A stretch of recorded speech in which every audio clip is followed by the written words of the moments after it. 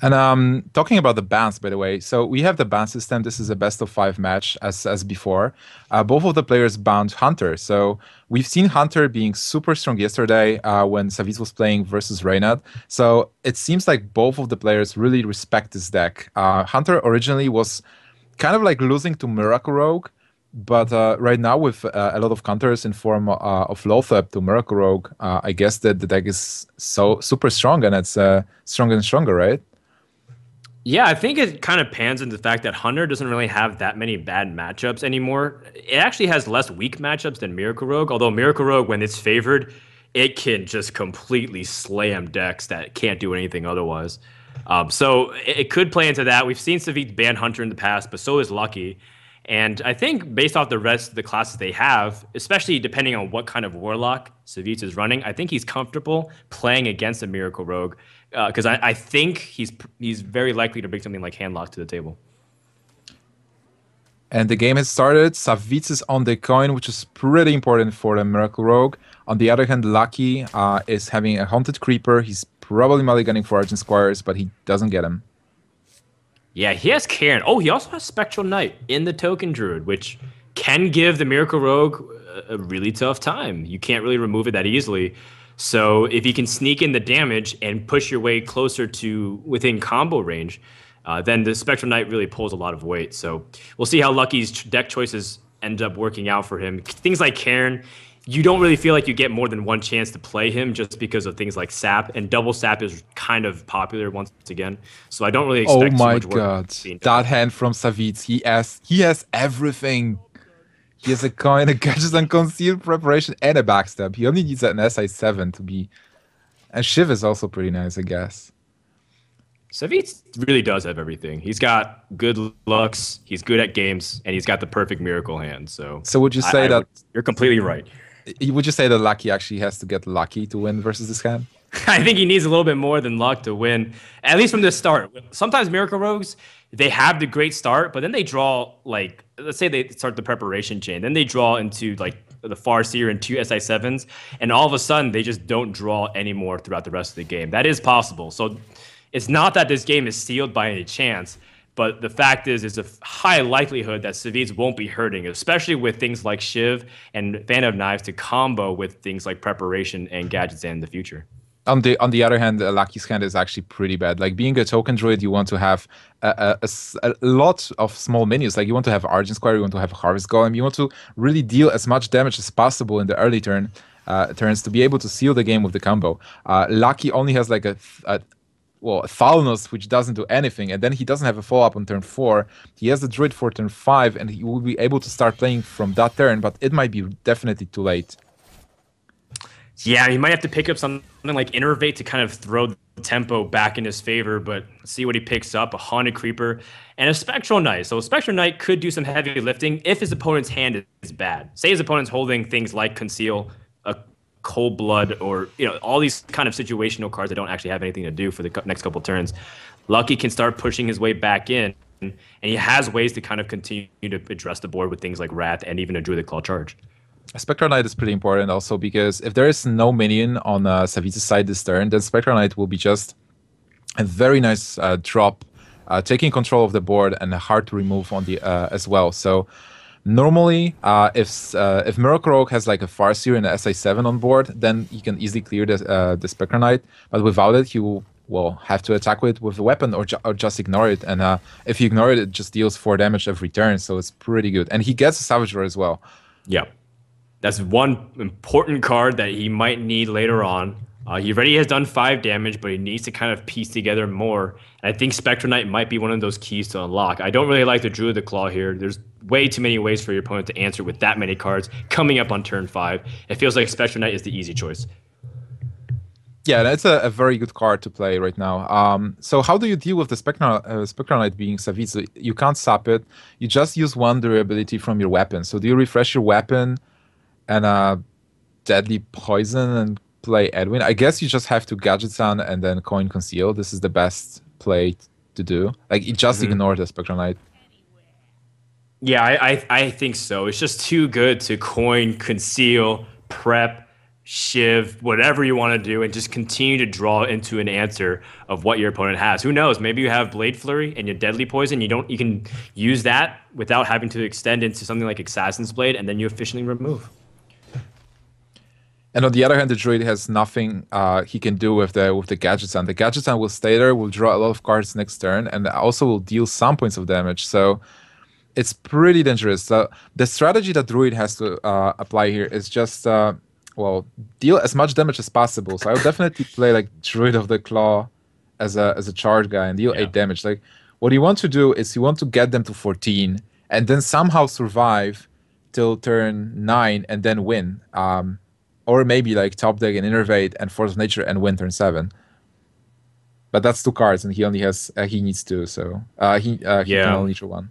He might be looking at a turn 8 exit strategy at best if he goes for that play. I completely agree. Your opponent just drew 4 cards.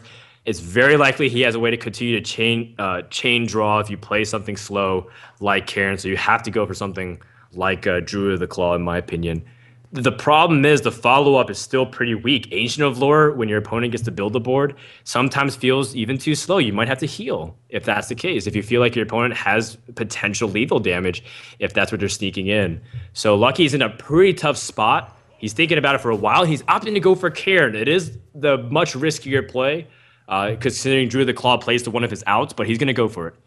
I definitely don't like the current play here. It's kind of like setting up the board for the combo next turn from Innervate, but on the other hand, there is Sap. So playing Druid of the Claw as a charge deals 4 points of damage, and even if it's just sapped, you still can play it as a charger. So Sap for 0 mana too, so it just feels like you actually just did nothing. You just spent 6 mana to pass your turn. You didn't even hero power. Exactly, and like with the Druid of the Claw being a charger, you deal that much damage, and then you also can scare the Miracle Rogue to trade into your minions because he might feel like he's dead next turn if he doesn't clear. Yeah. So you stall basically, and you increase your chances of winning on turn 9. But anyways, being Savjz, what do you do here? Like you have so many options. You can just play your whole hand, right? Kind of. Exactly. You could kind of play any kind of combination. You know, it depends on your comfort level. You also know that your opponent's been playing really slow. You expect him to be slightly more aggressive with something like Spectral Knight. He doesn't have an opportunity to do that. And he does have the SI7 agent to kind of do some damage to the Spectrum Knight to make it kind of hard if he doesn't have the cards he can trade into it. But vice versa, I think he's got so many options. He just has to pick up Leroy, and then he's going to be completely set. You know what's funny? He doesn't even have to trade with it right now because even if his opponent has an Innervate and combo, he won't be dead next turn because that will be 20 points of damage. 20 damage, yeah. So good confident play from Savjz, recognizing what Lucky can do on his following turn. Lucky picks up his second Spectral Knight, which again, this would be good in I think other matchups, particularly things against like Warrior, for example, where they can't just use Execute and Shield Slam. But Lucky was starting off in the Druid, has put the risk to the Miracle Rogue, and as a result has not been paying off whatsoever. And I can guarantee you that Karen most likely will not be played for the rest of this game. It's just sitting there dead. I'm just counting damage, by the way. I'm thinking what would happen if you'd actually play Druid of the Claw as a charge, but he wouldn't win this turn for sure. So right now he needs to clear the board somehow. How do you clear the board? Kind of. You can actually play, because you've seen one sap, if you really want to, you can play Druid of the Claw as a taunt. You can raft the 3/3 and kill the 4/4. But what do you achieve doing this? Not much. It doesn't really matter that you remove his card draw source anymore because he has 8 to 9 cards because he's going to be drawing one next turn. But at the same time, Gadget Stand continues to thread through. So you feel a little helpless because sure, you kill off the Gadget Stand, but he has cards, and not to mention that you're still playing a very defensive game. And Lucky has to kind of do something. The rope's counting down. He's going to opt for this Wrath play, which makes me think he's going to play something like Druid of the Claw. Spectral Knight. No, I guess Spectral Knight is fine. Like you have to assume that you're not dead with Leroy. Sure. I guess it's one of his primary ways to win from this point on. Well, the thing is, like, Leroy is not lethal because Leroy plus Edwin is 24. So still, and he doesn't have mana for that as well. Like, even if there is a Leroy double Shadow Step. And turn 9 is closer and closer. So if he's able to get the Force of Nature in the next 2 turns and Yep. survive till turn 9, It does interesting. kind of require Savjz to a few things. Like he has to kind of let the Spectrum Knight do damage and be sticky on the board. Um, And he's also, really thinking. Savjz doesn't have the leader yet. I didn't want to mention it before because he still had a gadget send, but sometimes it happens that Leroy is the last card in your deck. Mhm. And if you don't get Yeah. Leroy, but you get all those Shadow Step and stuff, like what do you do? How do you finish the game? Well, he has 28 damage through the Assassin's Blade, so there's that. You have Lotheb for the following turn in case they have combo, and you still can't die to an Innervate combo the following turn unless they have second Innervate and Hero Power or Power of the Wild, something equivalent to that. No, not even that. You still only have one more mana left over. So I think this is the best play. Lotheb actually gives him a lot of insurance in this department, and you can think you just push for damage, put your opponent to 12, or even just play safe. Doesn't really matter. I think he's in full control. Yeah, definitely he has full control right now. Lucky, can he even remove Edwin? He can't. Not by And, my count. and he's staring at potential 13 damage on board.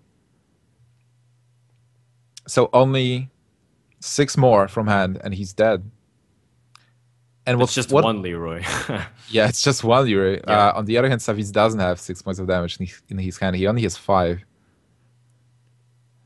Well, he has a lot of ways to pick it up with Blade Flurry, Leroy, even a shiv to the face. Yeah, even a Shiv is deadly. I guess you have to like being lucky. What do you even assume? Like the board is so big, and you have to assume the lure is there. Like Savjz draws so many cards. Do you just drop Ancient of Lore and heal? That You've seen might be what? your best for course of action. Because everything else feels like a weaker version of this. You put a Druid of the Claw out and you try to defend up. It's basically trying to gain 6 health, but if he has any kind of spell removal, then like sap, second sap, you're done. He's going to go for the Ancient of Lore play, which passes back to Savjz. He doesn't top deck the damage to end the game, at least with on paper. He could kind of go for a big creative play, which I don't think he needs to do. Like you don't need to like backstab your own Thalanos to draw a card. You can just play Lotheb, prevent your opponent from playing the combo, really just be able to control the state of the board, and then go from there. You can even sap as well because if you play Lotheb and sap, you have a strong board. You've just dealt a lot of damage, and what your opponent can do, like if you switch off the spells, they can only like Ancient of Lore and heal again, which ensures lethal next turn. So Savjz is in a pretty good position. Like even Lotheb is not necessary even because if there is no Lotheb, the combo deals only 14 points of damage. So Savjz still sits comfortably on a 17. Yeah, I don't think there's any assortment of draws that he can have on the next card that can win him this game right now. And he's staring at so much damage. That Assassin's Blade is just ridiculous. 28 damage that has Yeah. accumulated over it. Lucky top decks is Violet Teacher. Not to mention, all of his spells cost 5 more. And I don't think there's anything he can do. He's just going to concede. And Savjz starts the series off with a 1-0 lead. He definitely wasn't lucky this game. And I actually mean it. His opening hand wasn't that good. He wasn't able to deal enough damage in the beginning, and then he didn't even get the combo. So it was pretty bad for Lucky, and Savjz had everything from the starting hand. He didn't get the Leroy in the end, but still, his hand was pretty sick, like the opening hand. I think so, and he's going to rely on his own Miracle Rogue to answer Savic's Miracle. Now, there is a lot of small intricacies to the Miracle matchup, or to the Miracle Mirror, rather, Nibsh. Let's talk a little bit about some of these details. So first, maybe compare the lists because this will be important during the course of the game. Lucky's running a Cold Blood. Savjz doesn't have a Cold Blood. On the other hand, Savjz is running Assassin's Blade, which is pretty important in a mirror match because it's hard to remove. It can deal a lot of damage, especially in the Lothab metagame. Lucky doesn't have it. So it's kind of like, but he has a Senjin. So Exactly. it's really, yeah, so it's pretty interesting. Like, having Cold Blood, you can be a bit bursty, a bit more bursty than like an Assassin's Blade build. But on the other hand, if you are hit by Lothab, it can really hurt. So this will be pretty interesting. And the Senjin can also be a MVP card played on a correct turn as a tempo card, stopping that Leroy from killing you, and then using your own Leroy to win the game next turn. So this will be a pretty interesting match. There is also difference of Farseers. So Lucky is running only one Farseer, Savjz is running two. I have no idea what that means. The double Farseer just gives more options and early game minions. It seems like Lucky is running more spell heavy. You know, he has the Cold Blood, he has double sap, so you can kind of make an argument. And he's only running one Farseer, so you can make an argument that he's playing a little bit on the greedier side of things. I love the fact how those decks are like only 3 cards different, and they can really be different in a kind of like how do you play those decks and how do you execute your turns. Absolutely. Things like Assassin's Blade, sometimes you're racing for damage. It doesn't necessarily always come down to card advantage with things like Gadget Sand draws. Sometimes you just have something like Assassin's Blade and put your opponent within lethal range because you have Leroy in Shadow Step. And it really does depend on how the early game pans out and how you're able to deal with your opponent's board. If something like SI7 Agent does 6 to 9 damage, then all of a sudden you recognize that you can be the aggressor. You set up Eviscerate to the face because you have a Leroy in hand, and whatever you top deck pretty much can end the game in that respect.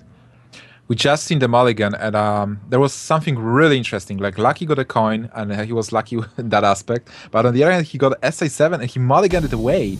Like, I would definitely keep SI7 in my starting hand. Savjz did keep his SI7. Did he really? Interesting. Yeah. Well, he gets Fan of Knives, I guess, in that spot. I thought I did see the SI7 Agent. He has double Gadget Sand, which, as much as it looks really good, also might be a curse. Because sometimes you might have the ability to do a lot of draws, and you can even bait out the first one. But sometimes it might get you into the pseudo feeling of, yeah, I'm going to draw a lot of cards, when your opponent has the ability to do lots of damage anyways, despite not having the Gadget Sand. Yeah, basically, so it might be a trap.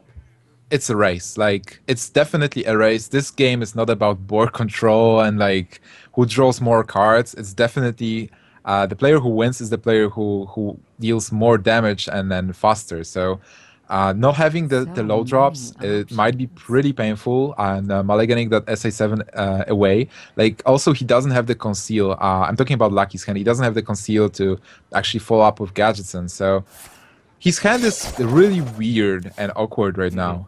Hard to play. On the other hand, Savjz, he doesn't have a Gadgetson. He has Assassin's Blade, which might be really important in this matchup. I think so. You bring up a really good point, too, where, again, it's not about the board control, but he doesn't really have minions, and he mulligan away his SI7 Agent. He's already playing a minion-light deck. And not only the fact that SI7 Agent is extremely versatile, and you're able to use it not only as removal, but pressure and damage, and you can Shadow Step it in really tight situations. It's also the fact that he doesn't have anything to do in these early turns, just like you mentioned, Dimsh. And he's just caught passing. And not only is he caught passing, but he's also playing a little bit passive with his turns that are in sequence. He's only hit the opponent's face once, and he's coming up on turns where he's a little bit indecisive. And these 1 or 2 points of damage with the Hero Power Dagger can make all the world's difference in winning or losing the game. That's why Miracle Rogue is a really difficult deck to play, because it's not about just dropping a Gadget Sand, concealing it, and then having fun. It's about all those small things like your mulligan, just attacking with a weapon, dealing damage when it matters, trading when it matters, ignoring the board. So it's a very difficult deck to play, and he decides to play the Gadget Sand, but there is actually no follow-up, right? Oh, he drew into a preparation, though, so he has that. And he's able to use the Eviscerate and remove what's on board. Savjz does have a way to address it as well, so it's not like he took major damage from this. In fact, all he saw his opponent do was cycle through. Well, Savjz can definitely remove it with Eviscerate. Do you like using preparation to Eviscerate so you can start putting on damage with Assassin's Blade? It's a tough question, because then you have to really think about what's your follow-up. I feel it's not a bad play, actually, because next turn... Wait, it really depends like how much damage you want to deal with the Assassin's Blade, because playing Assassin's Blade on 6 with a Deadly Poison is also a very nice play. That's 20 points of damage, so you basically put a clock on the board. Right now, like, just playing Assassin's Blade and wasting preparation, you only deal 3 damage. But on the other hand, it's a race, so... I mean, you're losing 2 damage, but you do have a way to make it up over the next few turns. And your opponent does... like I think getting ahead when you have something like Shadow Step also might be really important. I think he is going to go for this preparation play, or sap or something, like just basically deal with the Gadgetzan right here. I think Or he it's a might even disarray. go with Deadly Poison and start whacking away too. He's thinking about it. He's Yeah, because like if you top the Gadgetzan next turn, you will definitely Gadgetzan conceal anyway. The Eviscerate is damage though, so say you use Sap, you have the Eviscerate to kind of be versatile as removal and go to the face. So there is legitimacy, I think, to using Sap here as well. You really think so? I think it's only legitimate because we see the second Gadgetzan. Basically, if you face the first Gadgetzan, you can assume that your opponent's hand was really bad and he wanted to cycle at least like 2 cards. So you definitely want to remove the Gadgetzan. Because sapping Gadgetzan doesn't solve the problem. Like the Gadgetzan will be there next turn, and your opponent can still play some spells and cycle some cards. So I definitely like the removal here. Fair enough. No, I completely side with you. I was kind of just talking about like why Savjz took a long time because he did hesitate. Wow, he picked up the Gadgetzan, and that's important. There is a spell power creature on the board, so it's not exactly the safest despite having conceal, but that is very important because Savjz's hand was looking a little bit low, and he definitely needs some fuel in order to continue to light this fire. Do you have to really play it now? You're just facing an Azure Drake, and you can sap the Azure Drake, play Deadly Poison, and what then? Deal 5 damage. But then Azure Drake will come next turn anyway, so I feel like you have to risk it. You just play Gadgetzan, conceal, draw a card, force your opponent to use the flurry, I guess, and or double Fun of Knives and stuff like that. The chances are that he'll. Is there a Deadly Poison, by the way, on the weapon? There is not, right? No, right now it's just a 3. Oh, you mean on your opponents? Oh, opponents, yeah. I don't believe so. I think Lucky just drew into his Deadly Poison recently. Okay. So still, playing Gadgetzan here, you are making an assumption that there is no combination of cards. Well, he picks up a way to kind of deal with the Azure Drake immediately, and that backstab was a very important pickup. And now Savjz has a clean board. His opponent has to do big things in order to get it clear here. That backstab was so important for this game. Now he's super safe with the gadgets, and he has a follow-up with spells. He has that Deadly Poison, so he will be able to start doing damage to his opponent. Like even a 4/4 on board is still huge because it deals 4 points of damage. It will push the damage meter towards Savjz, so pretty nice. Being lucky here, what do? You still don't have the conceal card, so it's pretty weird. You want to deal with Gadgetzan, but you really can't unless you draw into Blade Flurry. So like you can kind of play Fun of Knives, draw a card, and if you top deck Blade Flurry, you just Deadly Poison and Blade Flurry, but it's like 3 cards to deal with one Gadgetzan. He's going for it. I think that's what his best course of action is. He got it! Oh my god, he got Are Blade you Flurry! kidding me? This is so sick! That was the one card I think he needed in order to deal with this concealed Gadgetzan. You can't write that. I can't believe that's exactly what had happened. He nimshed it. It wasn't lucky. I would say he just got lucky, maybe. He just got lucky. Yep. We need a chat emote for that. Oh, that is so devastating. You know, Savjz was relying on this to get a lot of chain draws. Granted, he still has a lot of damage. He can draw some stuff with Fan of Knives and his Blood Mage Thalnos. But man, is that disappointing. Nice. Oh yeah, that was pretty painful. And if you're a Savjz, you're probably looking at your opponent's hand, and you've seen that he actually top decked that card, because a lot of pro players, they actually like watch which card your opponent is playing, and because you can see like when your opponent is hovering on a card, so it's like when you play a taunt, and if they are hovering on the card which is like on the left side, you might assume that there is a Black Knight and they don't want to use it now. So there's a lot of cards like that, a lot of mind tricks like that. Sure. And, if you're Savjz, you're just feeling like, I wish I had a way to kind of deal with it. Granted, he still has 10 damage with the Assassin's Blade. And again, if he picks up Leroy, that's actually game if his opponent doesn't have the Sen'jin being played, which Savjz doesn't know about, or something like a Farseer being dropped. So by all means, Savjz can just end the game next turn if he top decks something that can just be lethal. Can he really? He has like 8 points of damage right now with the Assassin's Blade and Farseer. So it leaves him, leaves his opponent at like 14. And with Leroy, it will be only 12. So Leroy doesn't solve it. So being lucky here, you probably want to... Do you want to play that Gadgetson? I guess you don't. He's going for a Van Cleef play. He's going for the Shadow Step as well and try to buff it up as big as he can. It's pretty reasonable. Like, your opponent has only 3 cards. Your opponent is struggling with the cards. So, and you don't want to play Gadgetson, so you make an assumption that there is no sap. Like, you make this gamble here. Yeah, but this is going to be so devastating when he realizes that Savjz does have that sap. Oh, man. It's kind of like throwing the game away. Savjz is probably like super happy here. Yeah, especially when you have Gadgetson to continue to push out the draws. I think right now he's going for a Hail Mary play because Savjz is so ahead in life. He has Assassin's Blade to kind of whittle him down. He felt like he needed to win over the course of a couple turns. He draws Conceal. Finally, that he is was so waiting unfortunate. for that. He was really waiting for that Conceal there. Yeah. Certainly. Not even just for Gadgetson, but say he went for that big Van Cleef play. And he had Conceal to top it off.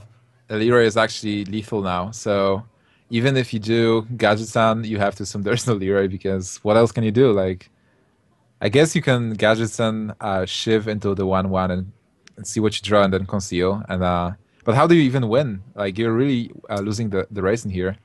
Do you even Shiv the Thanos and give him another draw if you're going to Conceal? Oh, I guess you don't have do you to. want to give him another out so that way he can, or not another out, but another way he can draw into lethal right here? Yeah, it's pretty tricky because, like, if you don't do it, if they have Eviscerate, and we know that they have Eviscerate, it's 2 points of damage, right? So. Okay, well, it's going for Sap. Sap is much better. It deals with the card, and you know he has 2 anyways. Wow, Savjz tap decks the Azure Drake, which is important to get the draws going. Maybe Blade Flurry. How much is it? 7? 12? Okay, it's not... He's not dead yet. It's not lethal yet, but it's still a lot. Like, you can even play Thanos and Eviscerate face here for 6 points of damage, which is pretty sick. And I feel like you can still... Oh, okay, Shift phase is also fine. 3. You still make up that damage. You're at 25. You don't feel that threatened, but there still is possibility for you to die if there's like Leroy, double Shadow Step, Cold Blood, but he already saw 2 Shadow Steps.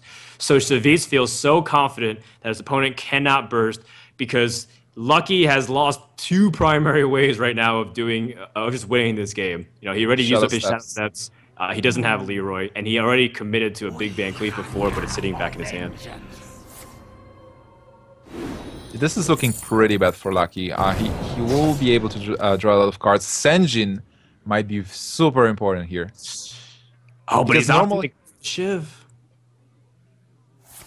You're right, Namch. I completely agree with you, but he's not going to do it. He's just going to go for the chain draws and hope for a miracle. Is he going to heal at least? 14. You're staring at 5 damage. That puts you at 17. That's still Leroy Shadow Step range. But I feel like that's the best option to win from this point on. Repression is a blank. Yeah, you have to heal. If there is no Leroy this turn, it may actually turn ugly for Savjz. See, SI7 agent is not going to cut it. He's only got 11 damage, but he does have a way to deal with the Gadgetson. And I think Savjz is okay kind of playing a little bit more on the control side because, again, he saw his opponent use most of his burst. He's not that uncomfortable and feeling like he has to race. And this is where the card advantage does end up favoring Lucky, but at the same time, he's not sitting at the most comfortable health total. Not to mention that he has lost his Farce here, so there's no way to put himself out of range anymore if his opponent draws into lethal damage. How does this game actually turn out to the board control game? Like, this is so unusual. This should be a one-on-one, like a boxing match. Like, one guy attacking, second guy attacking, and just, like, trading blows. And here we have, like, a board control match. And Lucky right now, he has to get the board control back to be able to get back to the game. And with Senjin, it's pretty... Shouldn't be that difficult, actually. Like, 10 mana, Senjin, he can backstab 1, he can SA7 it. Do you even, like... I think you play Deadly Poison even. So I weapon up Deadly Poison, kill Farseer, backstab the SA7, play your SA7, and play your Senjin, and you're good because Yeah, you I have. think so.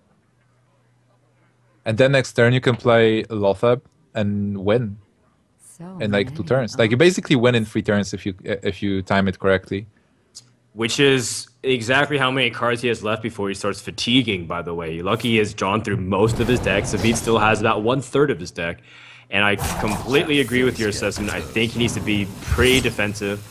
Put out the Senjin is excellent timing because it's very clear that your opponent might be drawing something like Leroy with that few cards left and maybe drawing to his last piece of damage. So being defensive here is good. Not to mention that Lothab will secure your board position the following turns, and maybe Lucky can win this thing. Oh, a second stat to deal with the Van Cleef. Poor Edwin. He will never win with that Edwin. Edwin is Wow. not his friend. Someone should Photoshop the troll face on the sap picture portrait. Oh yeah, definitely. The for card is Van so Cleef. annoying. God, that is so titillating.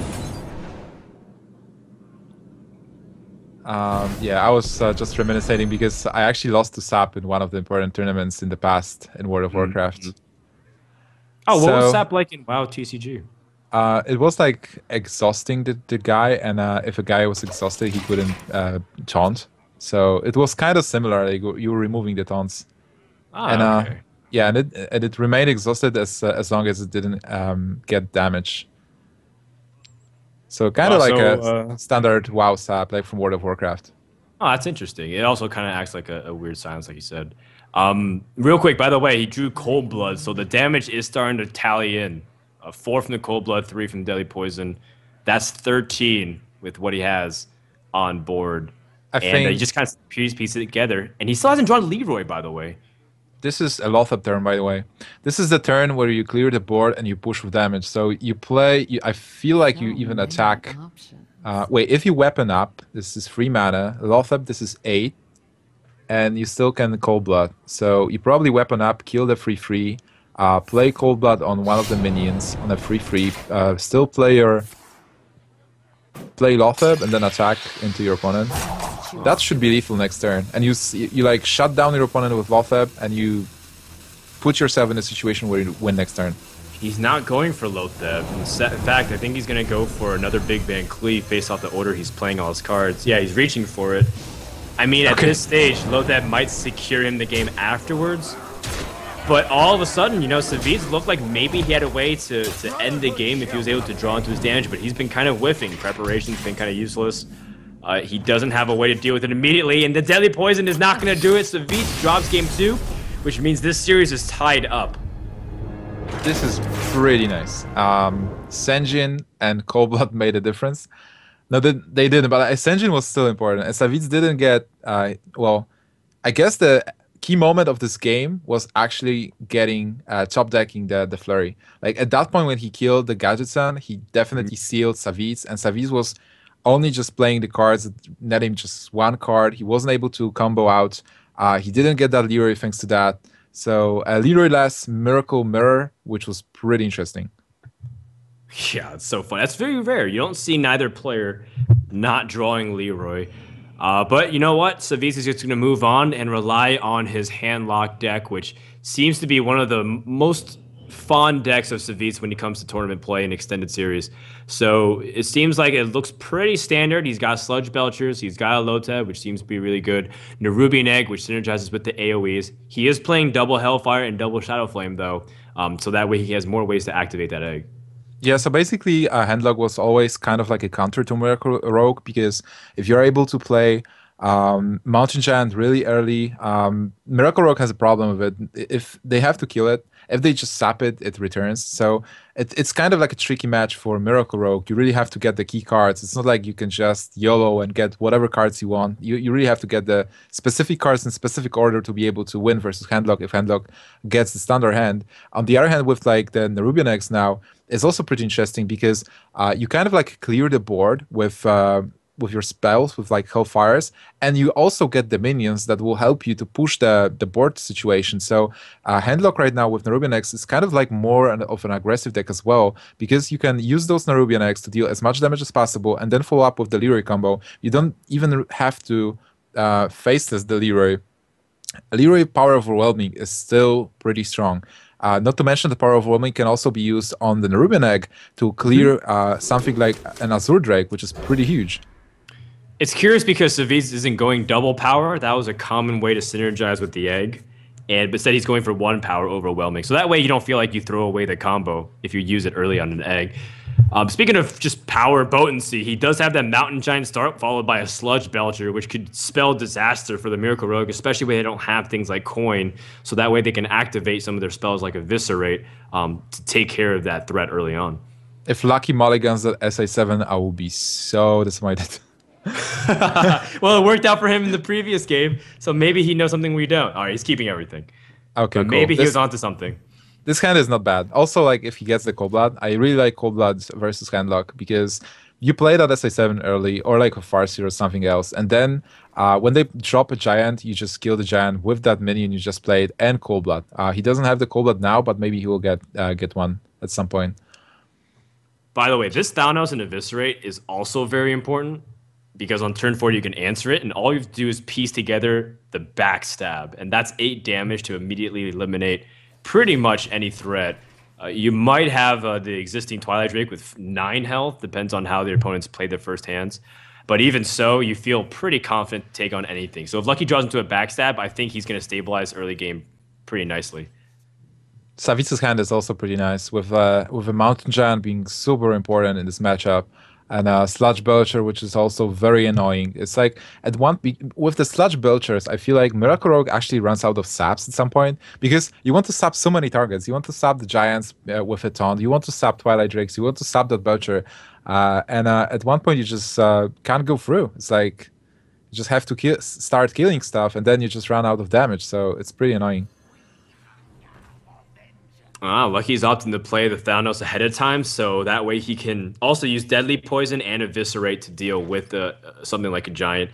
Meanwhile, Savjz has things like Hellfire, like you kind of mentioned, which is really important against some of these 3 health minions that Miracle Rogue has, whether it's Farseer or the SI7 agent. So not only is it an activator, but it's usually a good AoE removal against Miracle Rogue. What do you do right now? The egg is so annoying, by the way. You want to kill it. Don't fan of knives.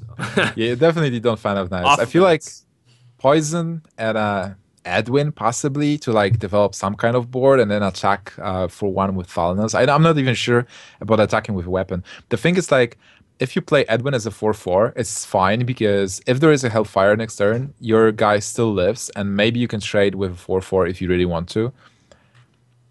But I feel like you really want to play Edwin as a 6/6 in this matchup, so playing it as a 4/4 it seems like a waste. Also, you have to be wary about the Iron Beak Owl. So a lot of decks are running Iron Beak Owl, which is pretty dangerous. Or anything as simple as Power Overwhelming and then kill off the Van Cleef that's 4/4. That's pretty pitiful. That's true. There's a lot of answers that Handlock has. In fact, in that situation, maybe you go for Deadly Poison SI7 agent and clear out the Nerubian Egg if you feel like it. He's going for the Van Cleef though. I feel like it is a pretty good compromise to what you were saying, where you develop the board but you don't overcommit. And I like the fact that he's kind of showing restraint, using the Deadly Poison charges where necessary, as Savjz does have this Mountain Giant coming out. So this is an ideal situation, I guess, for and he gets a Shadow Step, pretty nice. So how do you deal with the Giant? You can deal 5 damage with. Oh, this is so perfect. You can just wait. Can you? Oh damn! I wanted to play like SA7 and Eviscerate into 8/8 and attack it for 1, but you have to combo first somehow. And how do you combo? What you could do. Okay, so what you could do is attack into the egg with Van Cleef and then Phantom Knives. Then you can Eviscerate and trade Thanos in and use your weapon to kill off the Nerubian. And then you have a 4 Van Cleef and be able to have a great. I see a sick play in here. Fun of Knives, you enable the egg, you deal 2 points of damage, and then you attack into Giant for 3 points of damage, and then you Flurry. So you clear the board, deal a lot of damage, and well, I think this plays a little bit better without sacrificing some of your health. So you Phantom Knives and then trade the Thanos and after you Eviscerate, which I think is okay. The problem with what you did, what you're suggesting, even though you save Eviscerate is that you lose 4 extra health in this scenario, which you don't want to give extra leeway to the handlock, I think. But I But on think the other hand, you keep following us, so it's that is fine. true. I guess like this That is this true. this might have been actually a better play because you still have the flurry, which is pretty important later in the game, when the board is like spawned by the handlock. Fair With stuff enough. like Ancient Watchers and you know the small guys as well. So it's pretty important to have flurry. Yeah, so by the way, when Lucky takes a long time to play and evaluate his turn, Savjz just takes a few seconds to plop down Sludge Belcher because it's not usually a better turn 5 unless you have something like Faceless and a Giant that's already out there that your opponent can't deal with. Sludge Belcher, you're one of the first players that actually pushed it into Handlock right after it came out. And so Yeah. you probably have lots of things to say that are good about this card. Yeah, definitely look at this turn. It was turn 5, and normally what would you do on turn 5? Like before, you were just coining stuff, but you don't always have a coin. You don't always have a follow-up in terms of like a second Mountain Giant or a Twilight Drake because it's only 4 cards in deck. So having those Belchers, it's like a very strong turn 5 that has to be dealt with. And I think like this is the Shadow Step Edwin turn, by the way. Trade Edwin into it, then kill the token with SI7. Are you not afraid of Siphon Soul? I guess it's what about playing around Mortal Coil or Siphon Soul? It's just so tempting to get a big Edwin. I like the Shadow Step play because there is usually only 1 copy of Siphon Soul. Not everyone runs 2 versus something like Mortal Coil. People often might maybe running 2 as well. Depends on how how people are panning out today the metagame. Either way, it's still a pretty intimidating board. And unfortunately for Savjz, he doesn't have this Siphon Soul immediately on hand. He has a couple of taunters and walls and AoE clears. And you know what? Lucky will have Azure Drake and Flurry next turn, so he'll be able to deal 4 damage to the board, just out of nowhere. Oh man, you're right. That's pretty nasty. So as much as things like the Watcher might come down, with things like Sun Fury, that will get cleared very easily. Yeah, what do you This even Van do? Cleef to do work. It's like your opponent has a Giant. All of a sudden, you're playing something like the Mirror matchup where Yeah. when handlock versus handlock, it just gets out of control way quickly with there's Giants versus Giants. All right. Well, Savjz is going to kind of allow his opponent to lower him. He does have Molten Giants and Taunts, and he uses his Hellfire, which can get clunky if you have double Hellfire. Not to mention, the longer you wait to use Hellfire, sometimes pigeonholes you into not being able to play it, or maybe you want at best because you'd be lowering your health too much. Right now, being lucky, you probably just drop Azure Drake and see what you draw. You definitely would love to have 8 points of mana so that you can backstab in SA7 the 4/5.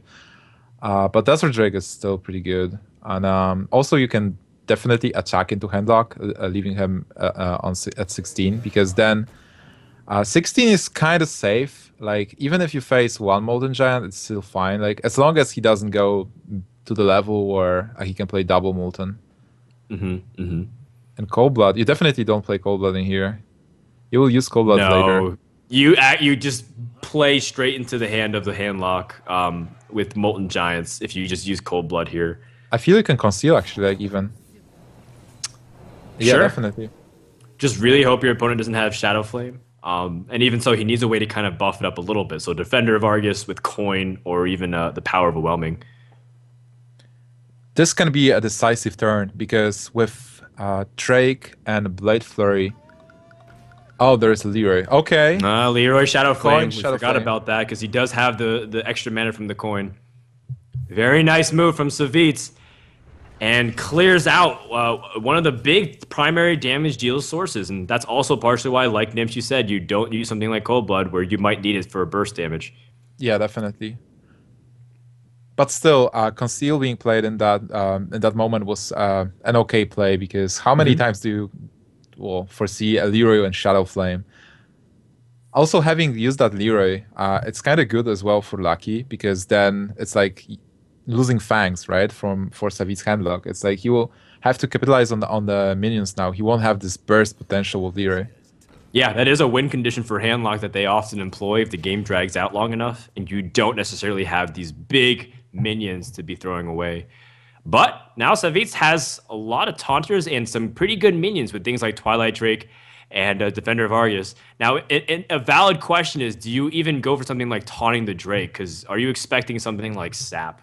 Yeah, you have a wall in the Ancient Watcher anyways. Do you feel like it's worth taunting both?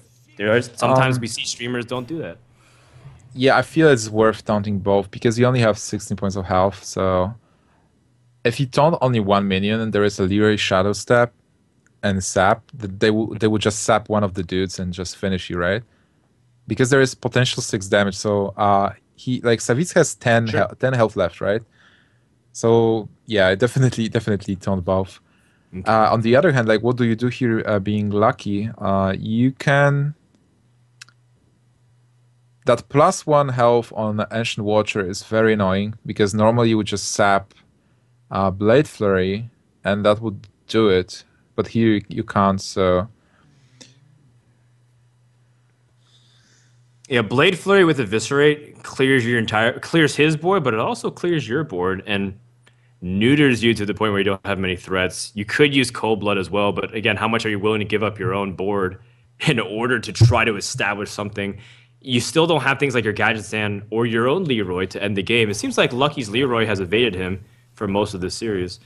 Yeah, I feel also like he can't really clear the board and just empty his hand because if he gets like how will he win then? He needs to get the gadgets at some point. Mm-hmm. With how little Leroy's been appearing, sometimes you even wonder, did I forget to put Leroy in my deck? Now, there's like a thread about that recently, where it's like, sometimes you wonder, oh my god, I haven't seen it so often. Is there a fact that I don't even have it in my deck, right? Yeah, exactly. Some people Well, are we've seen wondering. Leroy on the handlock side, right? Sure, I guess so. I'm just It's saying like that a nail in the coffin.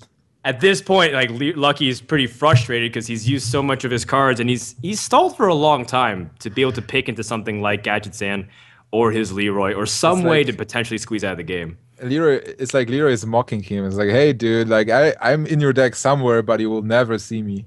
Sure.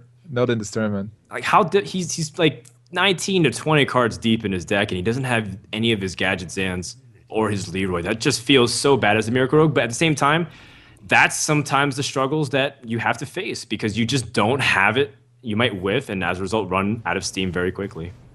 There was a funny topic on Reddit where somebody actually played a Miracle Rogue and he was frustrated because he didn't get the Gadget Sense, and apparently one of his roommates removed Gadget Sense from his deck. Right, So right. That was the third I was referencing. exactly. I hope that this didn't happen here and that the Gadget Sense is in fact somewhere in this deck. Lucky whiffs another card that isn't Gadget Sand. That could have been something if he has Gadget Sand Sap and then start kind of the comeback train, but now he's forced to use Sap without being able to draw anything else. Not to mention this Ancient Watcher is still doing work, just preventing any kind of burst coming out. So Savjz still looking pretty decent, but he has also used up most of his taunt givers as well. I don't really think there's anything like he used a Defender of Argus. He's also used 2 of his Sun Furies, so there's not really many taunt givers left. He has to kind of win based off what he has here. It looks really bad for Lucky. Like most of the Miracle Rogue cards, they come in combos. Like preparation, like a final mockery. You stare at how many points of damage? It's 14. Yeah. You're not dead yet, but you sure feel like it if you're in Lucky's position. Second Molten Giant coming out for Savjz. I think you just attack. You realize you don't really need to lower your opponent's health. You just play the Molten Giant and see what your opponent's got. Vanish. Well, oh, there is a Gadget Sun. Does it change anything? Maybe. Let's see preparation. Oh, well, Cold Blood. I think he can still Cold Blood. Well, at least he got that Gadget Sun, right? Yeah, but unfortunately, he can't Sap and Senjin. Oh, man. Choices. What will be the last card? Well, I think he just has to keep drawing to see what's going on. I would even Shadow Step your own Gadget Sand to see what your next few cards was, but Lucky doesn't want to see what it is whatsoever. He's done with Miracle Rogue, and Savjz will take the lead in the series 2-1, sending it to game number 4. Pretty exciting series. Well, he didn't get those Gadgets, right? It's like the thing about Miracle Rogue is it's kind of like a solitaire deck, and you really want to get those pieces of combos. But sometimes you don't get them, and it's super tough. So, especially against the counter deck. So the counter Sure. deck definitely worked in here. The handlock just outlasted and soaked up so many removal pieces from the Miracle Rogue that Lucky was not able to do anything, especially as he doesn't have the chain of draws. Now Lucky's gonna go ahead and pick his shaman into the handlock, which is also a good matchup usually for the shaman. But he also has an inclusion of a couple of interesting cards. People already by now know the Nerubian Egg and Creeper, but look at the Spectral Knight as a choice for the shaman. And Nimch, you're saying Spectral Knight you feel like is versatile enough to go in almost any deck. And the shaman, have you seen that? And if you haven't, how do you feel like you'll do? I feel it's a really good card in Shaman as well because basically Shaman was running Azuric in turn 5, and here he has a choice. Like he can play Azuric to push the game forward, but he can also play the Spectral Knight. And Spectral Knight is very annoying for like most of decks. Like look at Spectral Knight versus Shaman. How do you deal with that? Versus Handlock, it should be a very good card as well because well, you can't siphon solid, right? Basically, when you play something big on turn 5 and a handlock doesn't have a choice, he will siphon sol your minion. But here he won't be able to. So if also like Shaman is kind of like a counter to handlock. So it seems Lucky is in a very good position to actually win this match. I wonder if Spectrum Knight is one of again his tech choices to be stronger against something like Miracle Rogue if he needed to face off against Savjz's Rogue deck. Because we see Spectrum Knight being able to do a lot of work in that matchup.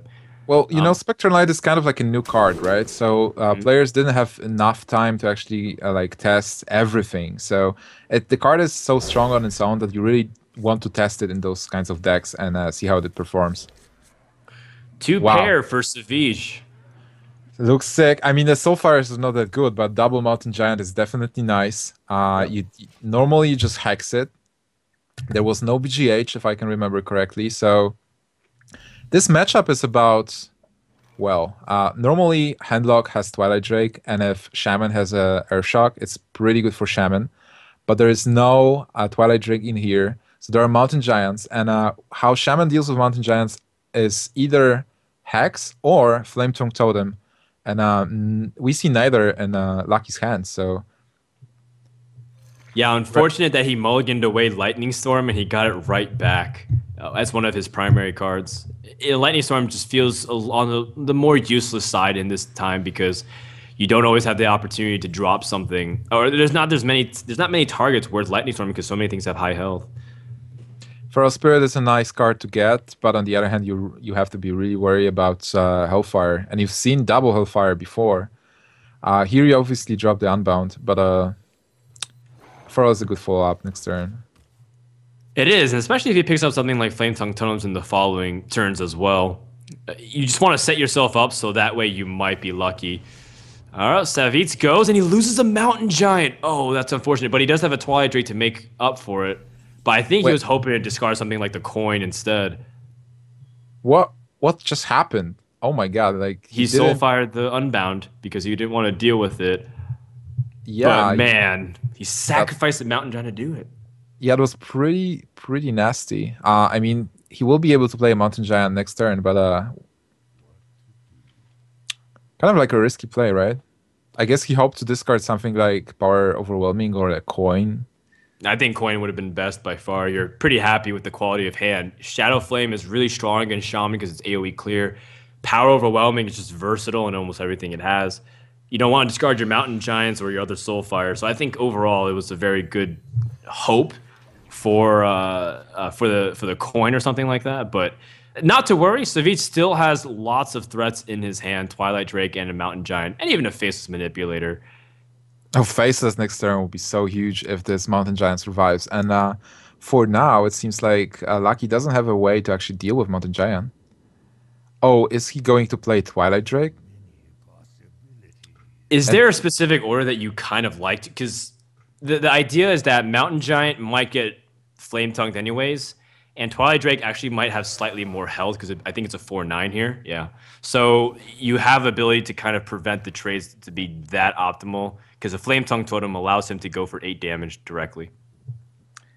basically, it's very tough because every card on the board right now has the throttle. So And the chance that there is a Flame Tongue or Air Shock is kind of the same because you have two copies of both in your deck. So I don't know. Because if there's a Flame Tongue, he can probably still deal with this Twilight Drake, and the effect will be the same. So I would definitely play the Mountain Giant myself.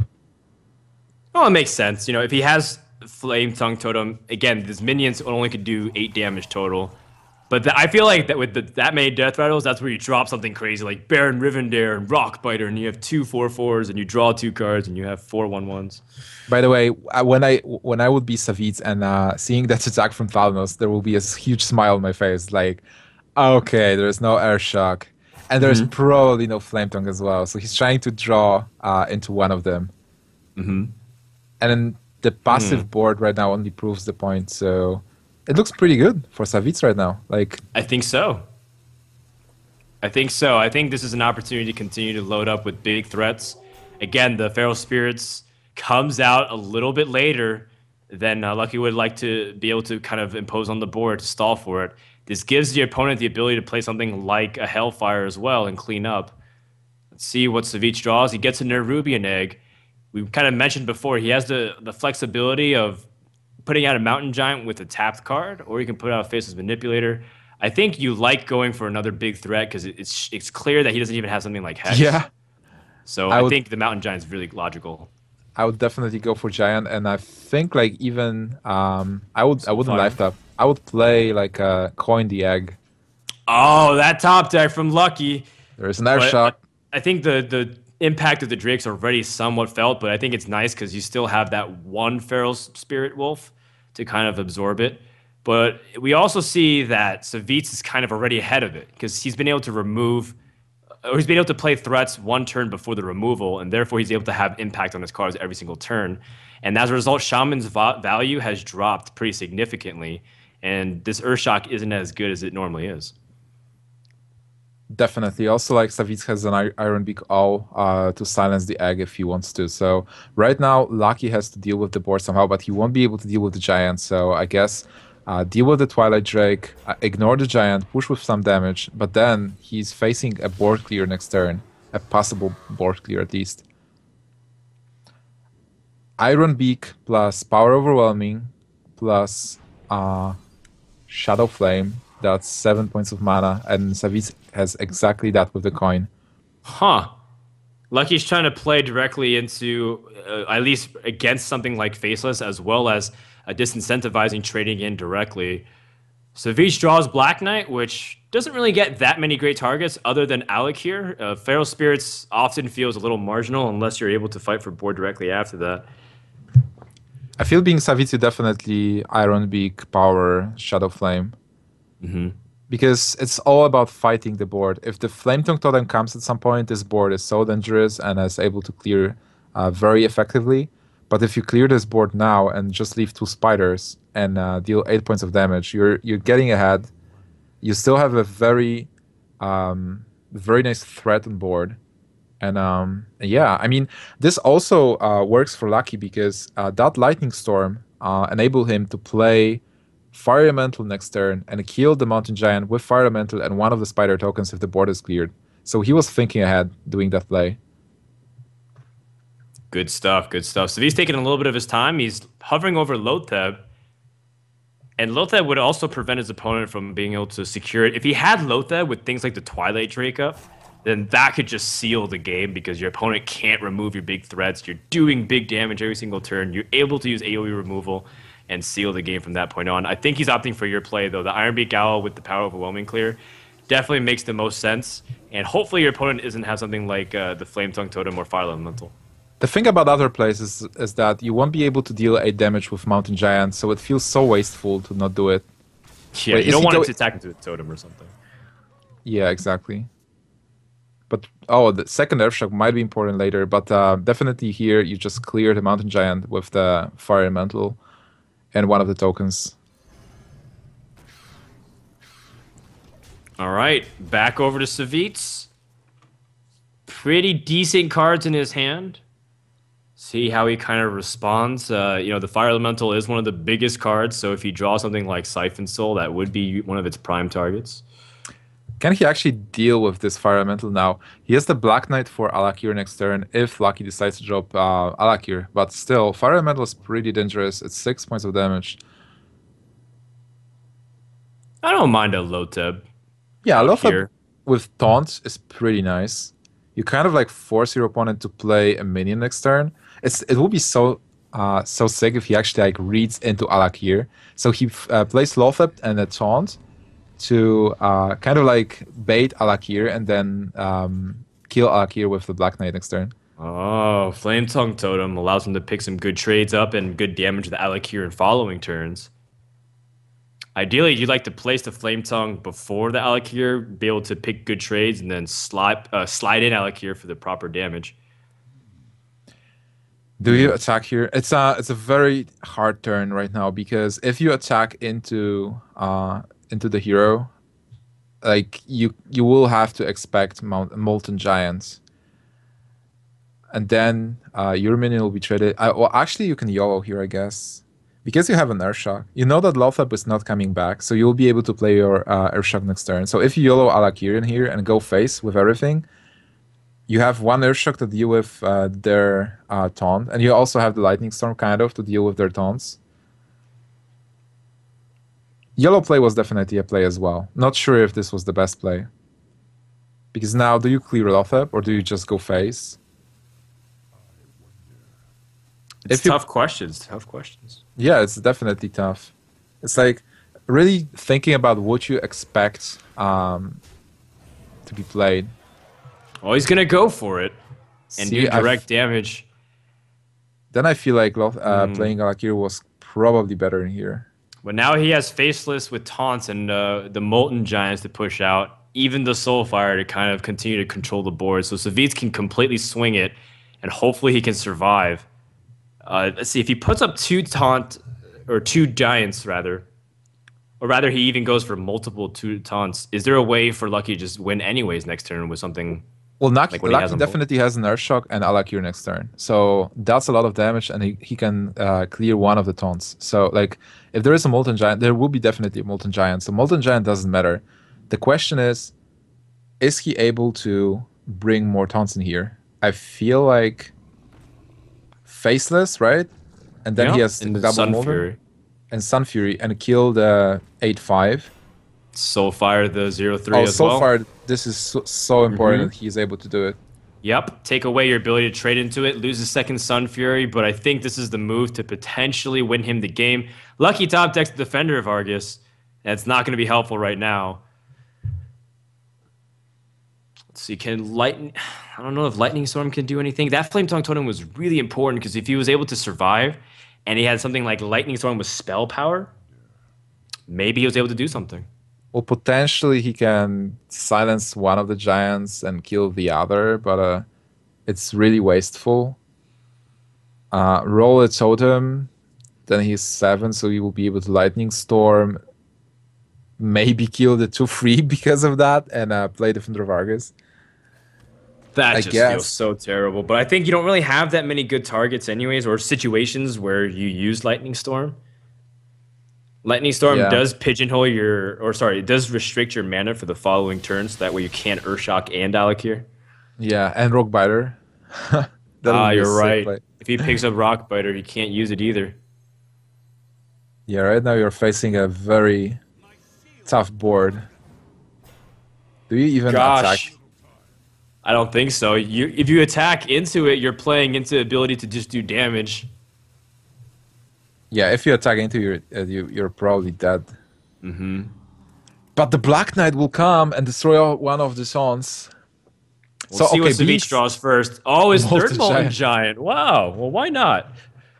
Well, he started with 2 pair, right? So now he can have a 3 of a kind. 3 of a kind. Both of those players are poker players after all, so using the poker tricks to actually get an edge. This is ridiculous. Lucky needs to get past these 2 taunts still, but he doesn't have enough mana to do everything. If Alakir could just bypass these taunts, sure, he could do the 6 damage, but he is staring at a very tough situation to come back from. You know what? I guess Savjz is still scared because being on the 6 points of life, Lava Burst plus something. He killed the defender of Argus, so that Yeah. was a very good value for that minion. I think Lucky's kind of happy about that, but he still has only 14 life left.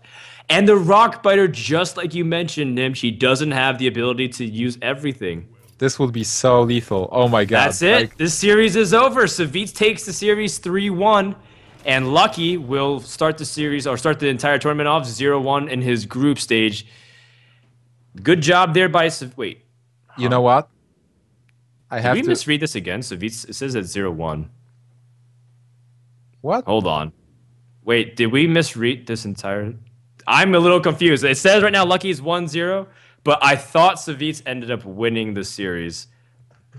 I'm still in the game, by the way. I mean, actually, like if Lucky would actually not play Lightning Storm, which didn't do anything. Oh wait, no, okay, it doesn't matter because then didn't have enough damage anyway. Sure, sure. Well, I'm pretty sure Savjz still won, but we'll confirm with the admins and go over everything. Keep in mind, guys, that the turnaround for these games have been very quick. The players played very recently because they wanted to be on the military quarter. And we also had so many games to record, so the turnaround has been extremely grueling. And so please bear with us throughout the entire process. We're going to take a quick commercial break. And when we come back, more action for Group B of the VGVN Naxxramas release tournament.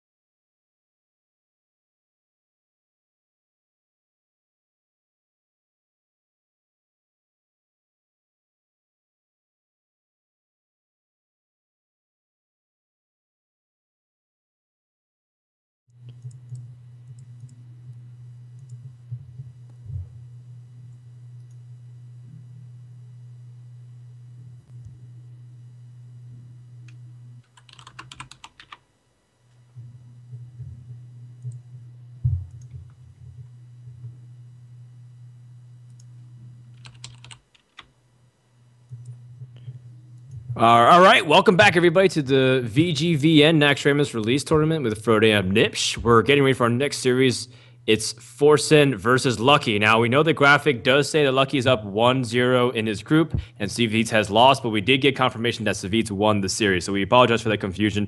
But once again, try to realize that we have something like 20 or so series to kind of go through post-production and put out all this great content with all these kinds of cool kitschy things like drawing out our players as kind of like anime characters. I don't know exactly what it is. It's not anime. It's definitely not anime, but I definitely dig those cartoonish characters. They're pretty nice. I got smacked down by the anime guru.